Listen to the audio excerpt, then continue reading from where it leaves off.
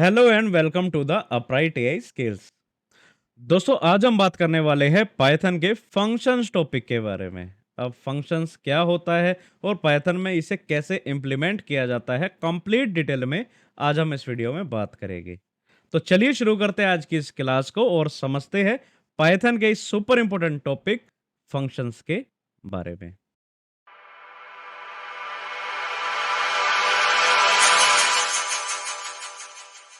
तो चलिए समझते हैं पाइथन में फंक्शन की डेफिनेशन के बारे में, और डेफिनेशन को समझना बहुत ज़रूरी है अगर हमें इसका प्रैक्टिकल इम्प्लीमेंटेशन अच्छे से करना है। तो इसकी डेफिनेशन को समझते हैं, जिसमें लिखा है कि a function is defined using the def keyword followed by the function name and parentheses. You can optionally pass argument inside the parentheses.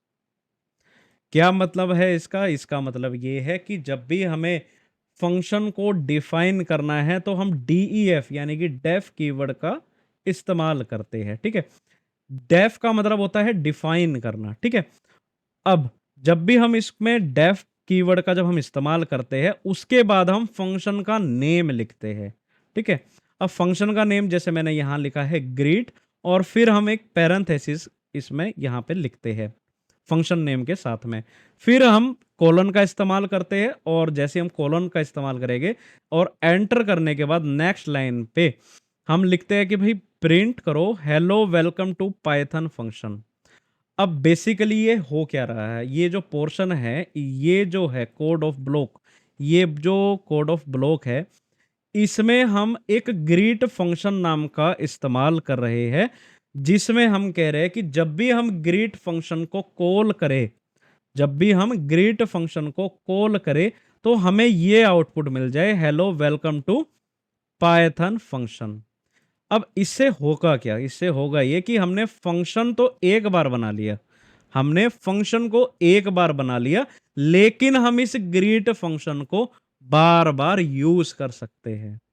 तो इसलिए पाइथन में फंक्शंस का इस्तेमाल किया जाता है, जिससे आपको कोड को बार बार लिखना ना पड़े। ठीक है, आप केवल एक ही बार कोड को लिखें और उसे एक फंक्शन का नाम दे दें, और जब भी आप उस फंक्शन का नाम देते हैं और उस फंक्शन को जब भी आपको जरूरत पड़े तो आप उसे बार बार कॉल करके यूज कर सकते हैं। यही फंक्शन कहलाता है। आई होप आपको अच्छे से ये चीज समझ में आई होगी। चलिए हम इसका एक प्रैक्टिकल करके देखते हैं, फिर हम समझते हैं कि इसके और क्या क्या यूज है। ठीक है, तो चलिए प्रैक्टिकल इम्प्लीमेंटेशन करके देखते हैं इसका, और एक फंक्शन हम बना के देखते हैं। ठीक है, तो हम लिखेंगे यहाँ पे डेफ, और मैं यहाँ लिख रहा हूँ ग्रीट, और यहाँ पे मैंने इस फंक्शन को क्रिएट किया है, जिसमें मैं यहाँ पे कर रहा हूँ hello and welcome to my Python class. ठीक है, और जैसे ही मैं शिफ्ट एंटर करूँगा तो यहाँ पे ये फंक्शन क्रिएट हो गया है। अब जब कभी भी मुझे ये लिखवाना है, या फिर मुझे ये एक आउटपुट चाहिए कि भाई hello and welcome to my Python class, अगर मुझे ये आउटपुट चाहिए तो मैं अब कॉल करूँगा किसे? ग्रीट फंक्शन को। तो मेरे पास इसका आउटपुट आ जाएगा, जिसमें लिखा है hello and welcome to my Python class. अब इसमें समझने वाली बात ये है कि इस पोर्शन को हम क्या कर रहे हैं, बेसिकली हम डिफाइन कर रहे हैं। क्या कर रहे हैं? हम डिफाइन कर रहे हैं, हम एक फंक्शन क्रिएट कर रहे हैं। ठीक है, हम क्या कर रहे हैं? डिफाइन कर रहे हैं।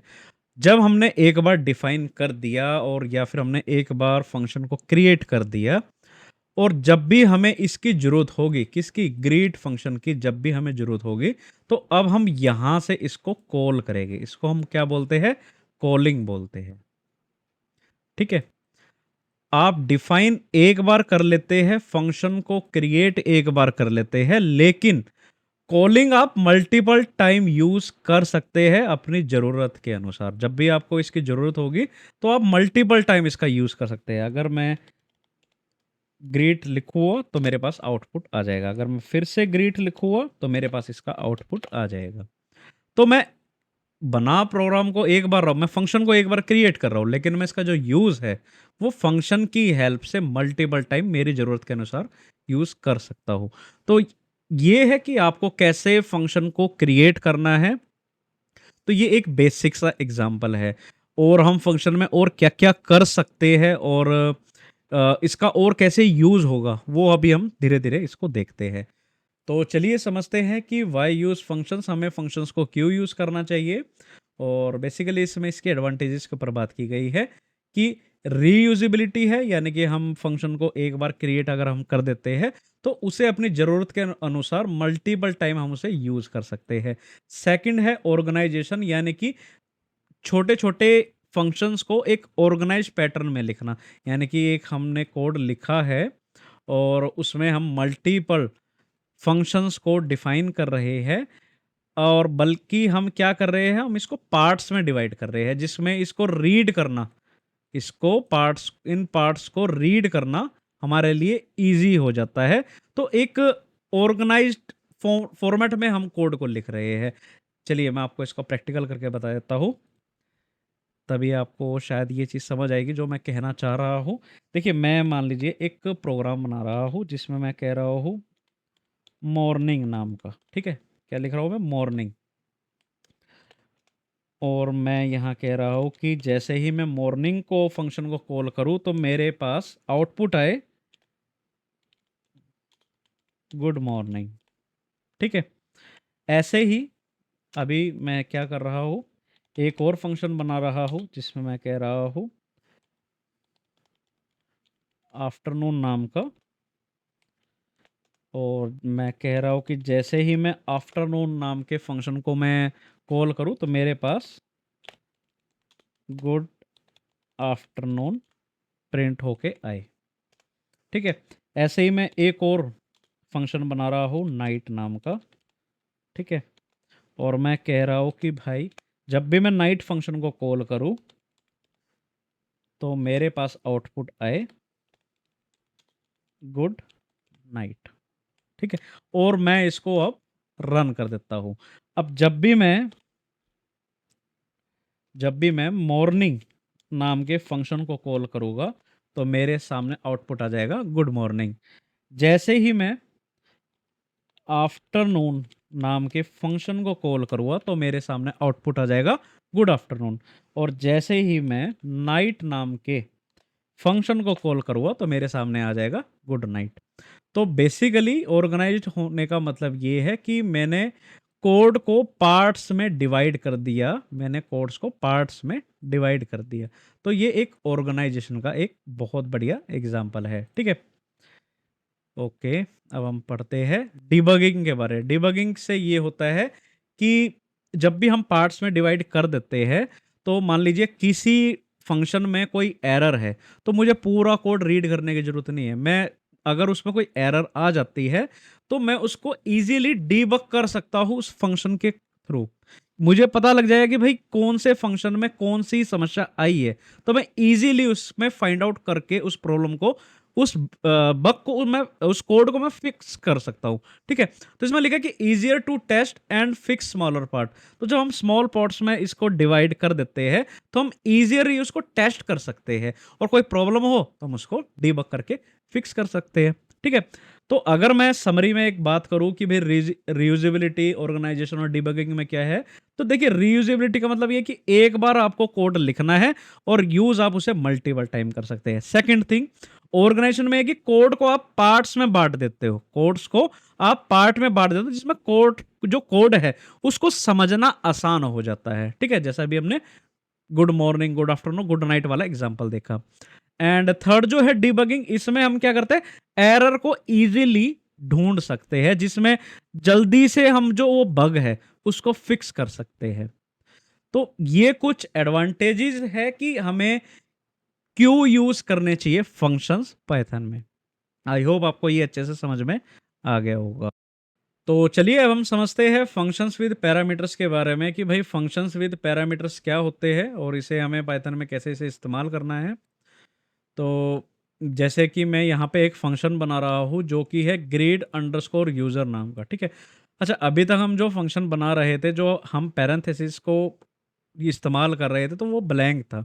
लेकिन अब हम इस क्या कर रहे हैं कि इन पैरेंथेसिस में पैरामीटर्स को ऐड कर रहे हैं। जो भी पैरेंथेसिस में यहाँ पे हम जो भी कुछ लिखते हैं, ठीक है? जो भी हम वेरिएबल लिखते हैं वो हमारा क्या कहलाता है?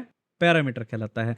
तो बेसिकली ये एक फंक्शन है जिसमें मैं कह रहा हूँ कि भाई ग्रीट यूज़र नाम का कि भाई यहाँ पे आपको अपना नेम लिखना है और जब आप नेम लिखेंगे तो आपको आउटपुट में मिलेगा हेलो, और जो भी आप नेम लिख रहे हैं वो आपको आउटपुट में मिल जाएगा। तो जैसे ही मैंने ये फंक्शन को किया क्रिएट, और जैसे ही मैंने कॉल किया ग्रीट अंडरस्कोर यूजर, और अब मैंने यहाँ पे क्या किया, नेम में अपना नाम डाला जैसे राहुल शर्मा, तो मेरे को आउटपुट मिलेगा हेलो राहुल शर्मा। ठीक है, इसमें एफ स्ट्रिंग में एच हेलो था, तो इसका मतलब कि ये आपको एज इट इज ही यहाँ पे रिजल्ट मिलेगा। ठीक है, और जो मैंने यहाँ पे नेम असाइन किया है वो मुझे यहाँ पे आउटपुट में मिल जाएगा।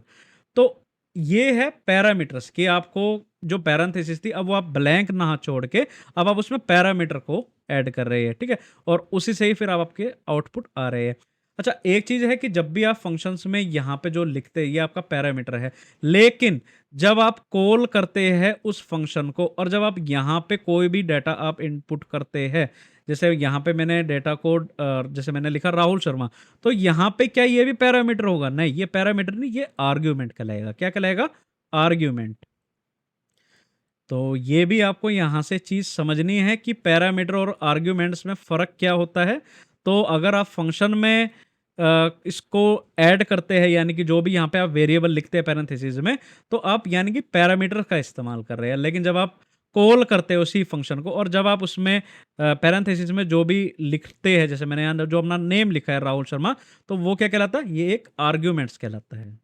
तो ये आपको फ़र्क पता होना चाहिए। चलिए मैं आपको एक एग्जाम्पल दे देता हूँ, एक प्रैक्टिकल करके दिखा देता हूँ, जिससे जो भी ये चीज़ें हैं आपको अच्छे से क्लियर हो जाएगी। ठीक है, मैं यहाँ पे एक वेलकम नाम का एक क्या बना रहा हूँ, फंक्शन बना रहा हूँ, जिसमें इस बार मैं पैरेंथेसिस को ब्लैंक नहीं छोड़ूँ बल्कि मैं एक पैरामीटर दूंगा। पैरामीटर में क्या देना है मेरे को? मैं कह रहा हूँ कि आप नेम लिखो, और यहाँ पे मैं कह रहा हूँ कि भाई आप जब भी इसको कॉल करेंगे तो यहाँ पे आ जाए वेलकम, और यहाँ पे जो नेम है। ठीक है, अच्छा आप एफ स्ट्रिंग का इस्तेमाल कर सकते हैं या फिर इस तरह से लिख सकते हैं, मर्जी आपकी है। ठीक है, शिफ्ट एंटर किया, मेरे पास एक प्रोग्राम यहाँ पे बन गया है। और जैसे ही मैं वेलकम में अब यहाँ पे क्या, मैं पैरामीटर की जगह लिखूँ आर्ग्यूमेंट्स पास करूँ, तो मेरा आर्ग्यूमेंट है, जैसे मैं यहाँ पे लिख रहा हूँ राहुल, और मेरे पास आ गया नाम वेलकम राहुल। मैं अब इसको कई बार यूज़ कर सकता हूँ। मैंने अभी जैसे हमने काफ़ी बार पढ़ा है कि आप फंक्शन को एक बार क्रिएट करते हैं, लेकिन उसे अपनी ज़रूरत के अनुसार मल्टीपल टाइम आप उसको यूज़ कर सकते हैं। ठीक है, तो यहाँ पे मैंने इस बार नेम लिख दिया है भरत। ठीक है, तो आ गया वेलकम भरत। ठीक है, मैं इसको एक बार और यूज़ कर लेता हूँ। मैं यहाँ पे लिख रहा हूँ यहाँ पे अनंता, और जैसे मैंने इसको किया तो यहाँ पे आ गया वेलकम अनंता। ठीक है, तो समझने वाली बात ये है कि पैरामीटर्स जो हम यहाँ पे पैरेंथेसिस में फंक्शन में जब हम इसको क्रिएट करते हैं तो ये हमारे क्या कहलाते हैं? ये हमारा पैरामीटर कहलाता है। क्या कहलाता है? पैरामीटर। लेकिन जब हम कॉल करते हैं उस फंक्शन को और जब हम यहाँ पे, जैसे यहाँ पे नेम था तो मैंने यहाँ पे जो नेम लिखा है, तो ये इधर का जो पोर्शन है ये मेरा कहलाएगा आर्ग्यूमेंट। क्या कहलाता है? आर्ग्यूमेंट्स। ठीक है, तो यही चीज़ है पैरामीटर और आर्ग्यूमेंट्स में, और कैसे इसे यूज़ करना है वो भी अभी आपने देख लिया। आई होप आपको ये चीज़ अच्छे से समझ में आई। तो चलिए अब हम बात करते हैं फंक्शन विद रिटर्न स्टेटमेंट के बारे में कि भाई फंक्शन के साथ हम रिटर्न स्टेटमेंट को कैसे यूज़ कर सकते हैं। तो मैं एक फंक्शन बना रहा हूँ ऐड नाम का, जिसमें मैं पैरामीटर दे रहा हूँ ए एंड बी। दो पैरामीटर है ए एंड बी, जिसमें मैं चाहता हूँ कि यूज़र जो है यहाँ पे ऐड फंक्शन में दो कोई भी डिजिट लिखे और उसका जो रिजल्ट है वो रिटर्न मुझे मिले। यहाँ पे मैं रिटर्न मिले ए प्लस बी, उसका जो रिजल्ट है वो ए प्लस बी की फॉर्म में मुझे मिले। तो जैसे मैं रिजल्ट में लिख रहा हूँ, जैसे मैं यहाँ पे ऐड मैंने लिखा और यहाँ पे मैं लिख रहा हूँ कि भाई ए में 10 को वैल्यू जो है उसको स्टोर कर रहा हूँ और बी में मैं 30 लिख रहा हूँ, ठीक है? तो मुझे रिटर्न क्या मिलेगा? रिटर्न मुझे मिलेगा 40, ठीक है? तो ये एक ऐड का फंक्शन है कि आप जब भी 2 पैरामीटर दे रहे हैं और उसमें आप चाहते हैं कोई भी ऑपरेशन कराना, जैसे मैंने यहाँ पे प्लस कराना चाहता हूँ, तो और उसका जो रिजल्ट है मुझे रिटर्न मिले, तो यही चीज़ हमारी क्या कहलाती है?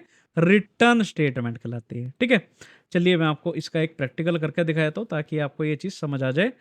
और यहाँ पे मैं एक फंक्शन बना रहा हूँ डेफ, और यहाँ पे मैंने करा ऐड, और मैं यहाँ पे कर रहा हूँ कि एक्चुअली मैंने वहाँ पे 2 लिया था, अब मैं यहाँ 3 आर्ग्यूमेंट्स 3 पैरामीटर्स ले लेता हूँ, ए, बी एंड सी, ठीक है? और यहाँ पे मैं रिटर्न कह रहा हूँ कि यहाँ पे आप ए करो प्लस बी प्लस सी हो, ठीक है? और ये एक फंक्शन बन गया है। अब मैं ऐड कर रहा हूँ किसे? 10, 20 एंड 30 को, और जैसे ही मैं इसको रन करूँ तो मेरे पास रिजल्ट आ जाएगा 10 plus 20 plus 30 is equal to 60, ठीक है? ओके, क्या मैं 2 आर्ग्यूमेंट्स भी ले सकता हूँ? जब मैंने 3 पैरामीटर दिए, चेक कर लेते हैं। मैंने यहाँ पे 20 किया और यहाँ पे मैंने 30 किया, तो अब शायद मेरे पास एक एरर आ गया है और इसमें लिखा है कि missing one required positional argument C, यानी कि मैंने ए में तो 20 स्टोर कर लिया, बी में मैंने 30 स्टोर कर लिया, लेकिन सी का जो एक आर्गुमेंट में जो वैल्यू है वो मैंने यहाँ पे मिस कर दी है। तो आप जो भी आर्गुमेंट जो भी आप पैरामीटर यहाँ पे देंगे, तो आपको उसमें जो आर्गुमेंट है आपको उसी के अकॉर्डिंग ही फिल करना होगा। तो मैंने यहाँ पे 3 पैरामीटर दिए थे, तो आपको यहाँ पे यानी कि 3 आर्ग्यूमेंट यहाँ पे आपको पास करने होंगे। तो मैंने यहाँ 2 दिए, इसलिए मेरे को यहाँ पे ये एरर शो हो गई है, ठीक है? तो ये भी आपको समझ आना चाहिए। तो मैं यहाँ पे मान लीजिए 70 कर दिया, तो मेरे पास यहाँ पे 20 plus 30 plus 70 is equal to 120 आपको रिजल्ट मिल जाएगा। तो यही है रिटर्न स्टेटमेंट। अच्छा, आप इसका एक एडवांस भी कर सकते हैं इस चीज़ को। मान लीजिए मैं एक रिजल्ट नाम का एक वेरिएबल ले लेता हूँ और मैं कह रहा हूँ कि ऐड फंक्शन को मैं यहाँ पे यूज़ करना चाहता हूँ। मुझे पता है ऐड फंक्शन में 3 पैरामीटर है, यानी मुझे 3 आर्ग्यूमेंट्स पास करने होंगे और रिटर्न में मुझे जो मिलेगा वो ए प्लस बी प्लस सी मिलेगा, ठीक है? तो ये ऐड फंक्शन है जिसमें मैं यहीं पर ही आर्ग्यूमेंट पास कर रहा हूँ, जिसमें मैं लिख रहा हूँ 200, 300 एंड 400, ठीक है? और जो इनका रिजल्ट होगा, जो इनका एडिशन होगा, वो एडिशन हमारे रिजल्ट नाम के वेरिएबल में स्टोर हो जाएगा। अब मैं कह रहा हूं कि भाई प्रिंट करके दिखाओ आप किसे? My underscore result, my result. Okay, मैं यहां लिख देता हूं, चलो मैं ये लिखता, मैं लिखता हूं सम जो है इसका वो आएगा, और यहाँ पे हम लिख देते हैं रिजल्ट, ठीक है? यहाँ हम लिख देते हैं रिजल्ट, मतलब जो यहाँ पे रिजल्ट, जो स्टोर्ड रिजल्ट है वो यहाँ पे शो हो जाएगा। और जैसे ही मैं इसको करूँगा तो 200, 300 प्लस 400 इज इक्वल टू 900, और ये आपका रिजल्ट है। तो आप इस तरीके से भी कर सकते हैं। चलिए एक और प्रोग्राम बना के देखते हैं। मैं यहाँ पे एक फंक्शन बना रहा हूँ जो कि है मल्टीप्लाई, ठीक है? मैंने यहाँ पे लिख दिया मल्टीप्लाई, और मैं यहाँ पे कोई भी 2 आर्ग्यूमेंट्स लिख देता हूँ, सॉरी पैरामीटर लिख देता हूँ। मैं यहाँ पे लिख रहा हूँ ई एंड एफ, ठीक है? और मैं कह रहा हूँ कि आप रिटर्न करो ई मल्टीप्लाई एफ को, एंड यहाँ पे मैं कह रहा हूँ कि आप मैंने एक वेरिएबल बनाया है प्रोडक्ट नाम का, और यहाँ पे प्रोडक्ट नाम का मैंने एक वेरिएबल बनाया है जिसमें मैं यहाँ पे जो मल्टीप्लाई फंक्शन है उसमें मैं यहीं से ही आर्गुमेंट दे देता हूँ 20 एंड 50 मैंने यहाँ चलो कर दिया। मैं चाहता हूँ इनका मल्टीप्लिकेशन मुझे मिले, तो यहाँ पे मैंने ये 2 पैरामीटर्स जो है मैंने यहाँ दे दिए हैं, और अब यहाँ पे मैं कह रहा हूँ कि प्रिंट करो, और यहाँ पे आया है ये कि मल्टीप्लाई रिजल्ट एंड यहाँ पे हम इस वेरिएबल का नाम लिख देंगे जो कि है प्रोडक्ट नाम का। और जैसे ही 50 मल्टीप्लाई 20 जब ये रिजल्ट आएगा तो ये रिजल्ट आपका आ गया है 1000। ठीक है, तो इस तरीके से आप फंक्शंस को यूज़ कर सकते हैं। रिटर्न स्टेटमेंट का कैसे आपको इस्तेमाल करना है आप वो कर सकते हैं। आई होप आपको समझ में आया होगा कि फंक्शन विद रिटर्न स्टेटमेंट कैसे यूज़ होती है। आप बस जो भी मैं ये करा रहा हूँ आप अलग अलग चीज़ें इस पर एक्सपेरिमेंट करिए, अलग अलग नंबर्स लीजिए। अभी जैसे मैंने एडिशन लिया है, मल्टीप्लिकेशन, आप सब्ट्रैक्शन लीजिए, डिवीजन लीजिए। तो इस तरीके से अगर आप परफॉर्म करेंगे तो आपका जो फाउंडेशन है इस टॉपिक की वो मजबूत होगी और फिर जब भी आपको कोई प्रोजेक्ट्स वगैरह में काम करना होगा तो आप इजीली कर सकते हैं। ठीक है, तो थ्योरेटिकल जो कॉन्सेप्ट है पहले आप उसको समझिए कि जैसे मैंने आपको बताया कि पैरामीटर्स क्या होते हैं, आर्ग्यूमेंट्स क्या होते हैं, आपको वो समझिए कि क्या क्या चीज़ें हैं और कैसे हमें उसको इम्प्लीमेंट करना है पाइथन में, प्रैक्टिकल इम्प्लीमेंटेशन कैसे करना है उसको फिर आप समझ के फिर आप अलग अलग तरीके से यूज़ करिए। ठीक है, तभी आप इसको अच्छे से समझ पाएंगे। आई होप आपको ये चीज़ अच्छे से समझ में आ रही होगी। तो अब हम पढ़ते हैं फंक्शन विद डिफ़ॉल्ट पैरामीटर के बारे में। अब ये क्या होता है इसे समझते हैं, बहुत इंपॉर्टेंट है ये। देखिए हमने एक प्रोग्राम बनाया है ग्रीट नाम का, ठीक है? और हम इसमें एक पैरामीटर दे रहे हैं नेम नाम का, ठीक है? अभी तक ये होता था कि भई हम पैरामीटर दे रहे हैं और हम यूज़र से जो भी वहाँ पे आर्गुमेंट पास करता है यूज़र, तो उसके अकॉर्डिंग उसको रिज़ल्ट मिल जाया करता। लेकिन ऐसा भी हो सकता है कि भई अगर मैंने यहाँ पे पैरामीटर दे दिया है और वहाँ पे कोई भी आर्गुमेंट पास नहीं होता है, तो आपको रिज़ल्ट कैसे शो होगा? तो जैसे मैंने यहाँ पे नेम नाम का एक पैरामीटर बनाया है और मैंने कहा है कि वो उसमें जो है ना ये एक एज़ अ वेरिएबल वर्क करे और यहाँ पे लिखा आ जाए गेस्ट, एक डिफ़ॉल्ट वैल्यू आ जाए। ये वैल्यू तब आपको शो होगी जब आपकी जो कॉल है वो विदाउट आर्गुमेंट होगी। जैसे मैंने यहाँ पे ग्रीट लिखा है और ये एक विदाउट कॉल आर्ग्यूमेंट है, ठीक है? ये जो कॉल है ये विदाउट आर्ग्यूमेंट है, यहाँ पे मैंने कुछ भी नहीं दिया, मैंने यहाँ पे नेम दिया ही नहीं है, ठीक है? तो मुझे जो वैल्यू मिलेगी, जैसे यहाँ पे मैंने कहा कि प्रिंट करके दे देना हेलो, और जो भी अगर नेम में अगर आर्ग्यूमेंट पास है तो वो नेम यहाँ पे मिल जाए, नहीं है तो डिफॉल्ट वैल्यू जो गेस्ट है वो यहाँ पे मिल जाए। तो मुझे अगर मैं फंक्शन कॉल करता हूँ विदाउट आर्ग्यूमेंट की तो मुझे यहाँ पे रिजल्ट मिल गया हेलो गेस्ट। गेस्ट क्या, ये एक डिफॉल्ट वैल्यू, अगर मैं यहाँ पे आर्ग्यूमेंट पास नहीं करता, विदाउट आर्ग्यूमेंट वाली है, ठीक है? लेकिन अगर मैंने आर्ग्यूमेंट पास कर दिया इसमें, इस ग्रीट फंक्शन में, जैसे मैंने यहाँ पे ग्रीट में आर्ग्यूमेंट को पास किया और मैंने यहाँ पे लिख दिया राहुल, तो मुझे इसका अकॉर्डिंग रिजल्ट मिल गया हेलो राहुल। तो फिर ये जो गेस्ट डिफॉल्ट वैल्यू है फिर वो वहां से वर्क नहीं करेगी, फिर जो आर्ग्यूमेंट में जो मैं वैल्यू पास करूँगा वो मुझे यहाँ पे मिल जाएगी, ठीक है? तो ये है फंक्शन विदाउट आर्ग्यूमेंट, ठीक है? और ये है फंक्शन विद आर्ग्यूमेंट। अगर आप आर्ग्यूमेंट पास करते हैं इसमें तो आपको ये रिजल्ट मिलता है, और अगर आप विदाउट आर्ग्यूमेंट करते हैं तो आपको जो डिफ़ॉल्ट वैल्यू जो आपने पैरामीटर में असाइन की है तो फिर आपको वो यहाँ पे मिल जाएगी। यही चीज़ है। चलिए मैं आपको इसका प्रैक्टिकल करके दिखा देता हूँ, जिससे आपको ये जो टॉपिक है आपको और अच्छे से क्लियर हो जाएगा। तो यहाँ पे मैं एक फंक्शन बना रहा हूँ ग्रीटिंग नाम का, जिसमें मैं नेम लिख रहा हूँ और यहाँ पे मैं डिफ़ॉल्ट वैल्यू में लिख रहा हूँ गेस्ट, ठीक है? और यहाँ पे मैं कह रहा हूँ कि भाई प्रिंट करके दो हेलो, और यहाँ पे जो हमारा नेम है वो मुझे यहाँ पे आउटपुट में मिल जाए, ठीक है? अब अगर मैं फंक्शन विदाउट आर्गुमेंट करता हूँ, मैं यहाँ पर लिख देता हूँ फंक्शन विदाउट आर्ग्यूमेंट, तो मेरे को जो वैल्यू है वो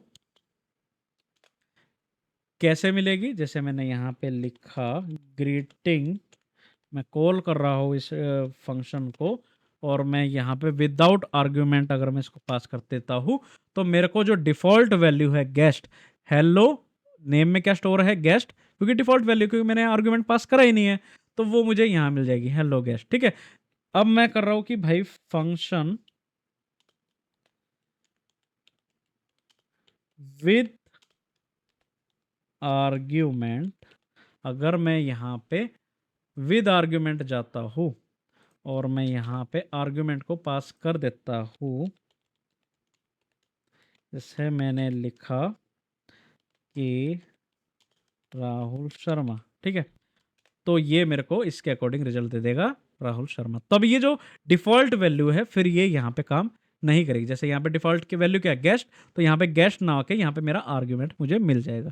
तो यही चीज है कि कैसे आप डिफॉल्ट जो वैल्यू है, डिफॉल्ट जो पैरामीटर्स है, आप उसको कैसे फंक्शन के साथ इस्तेमाल कर सकते हैं। तो आई होप आपको ये चीज अच्छे से समझ में आई होगी।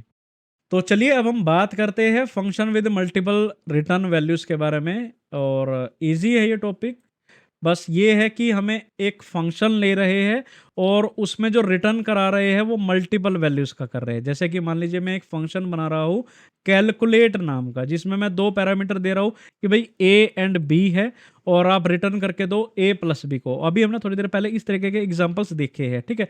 और फिर हमने इस तरीके का भी देखा था कि हमने यहाँ पे एक वेरिएबल लिया है, जैसे मैंने यहाँ पे सम अंडरस्कोर रिजल्ट लिया है और हमने कैलकुलेट फंक्शन का इस्तेमाल किया है और यहाँ पर हमने वैल्यूज को पास किया है और जो उसका रिजल्ट है वो हमें इस तरीके से मिल जाता था। अभी तक हमने इस तरीके से देखा था।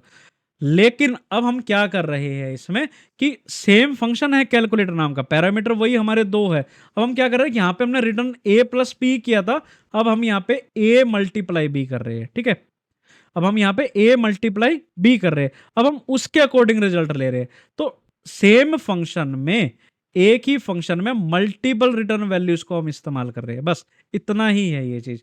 चलिए मैं आपको प्रैक्टिकल करके दिखा देता हूँ इसका, जिससे आपको ये चीज़ और अच्छे से समझ आ जाएगा। Functions with multiple return values, इसे हम समझ रहे हैं और ये हम देख रहे, एक सेकेंड, ओके। हाँ, तो अब हम एक फंक्शन बना रहे हैं कैलकुलेट नाम का, ठीक है। और मैं यहाँ पे दो पैरामीटर दे देता हूँ ए एंड बी, एंड मैं कह रहा हूँ कि भाई रिटर्न करके दो, आप रिटर्न करके दो ए प्लस बी को, ठीक है। और मैं कह रहा हूँ कि भाई अब हमें कैलकुलेट फंक्शन को अब हम कॉल कर रहे हैं, कैलकुलेट फंक्शन को अब हम कॉल कर रहे हैं, जिसमें मैं लिख रहा हूँ 20 एंड 40। तो मुझे रिजल्ट मिल गया 60। अभी तक हम इस तरीके से करते आए हैं, ठीक है। मैं अब ये भी कर सकता हूँ इसमें कि भाई ये जो फंक्शन है, ये जो फंक्शन है जिसमें सेम फंक्शन जो है कैलकुलेट नाम का, जिसमें मैंने A and B, A and B को मैं पैरामीटर को इस्तेमाल कर रहा हूँ और पहले मैं एडिशन कर रहा था, अब मैं कह रहा हूँ कि भाई अब ए माइनस बी करके दो, ठीक है। अब जैसे ही मैं इस कैलकुलेट फंक्शन को कॉल करता हूँ और यहाँ पे मैं 50 एंड 30 लिखता हूँ, तो ये मेरे को रिजल्ट इसका मिल जाएगा 50 माइनस 30 इज इक्वल टू 20, ठीक है। तो इस तरीके से ये है कि आप फंक्शन एक है और उसको जो रिटर्न वैल्यू है आप उसका मल्टीपल टाइम अपने अकॉर्डिंग यूज करके उसको चेंज करके यूज कर सकते हैं, ठीक है। और इस चीज़ को आप ऐसे भी कर सकते हैं कि जैसे मैंने यहाँ पे लिख दिया है सब्सट्रैक्शन, ठीक है। और मैं यहाँ पे एक वेरिएबल सब्सट्रैक्शन नाम का मैंने बना दिया है और यहाँ पे मैं जो कैलकुलेट जो मेरा फंक्शन है मैं उसमें दो वैल्यू पास कर देता हूँ, एक है मेरी 100 और एक है मेरी 40, ठीक है। और मैं कह रहा हूँ कि भाई प्रिंट करके दो, आप प्रिंट करके दो रिजल्ट, एंड यहाँ पे ओके, यहाँ पे हम लिखेंगे रिजल्ट और यहाँ पे जो स्टोर्ड रिजल्ट है किसमें, सब्सट्रैक्शन वेरिएबल में, वो मुझे यहाँ पे मिल जाए, ठीक है। ओके, तो यहाँ पे हम लिखेंगे सब्ट्रैक्शन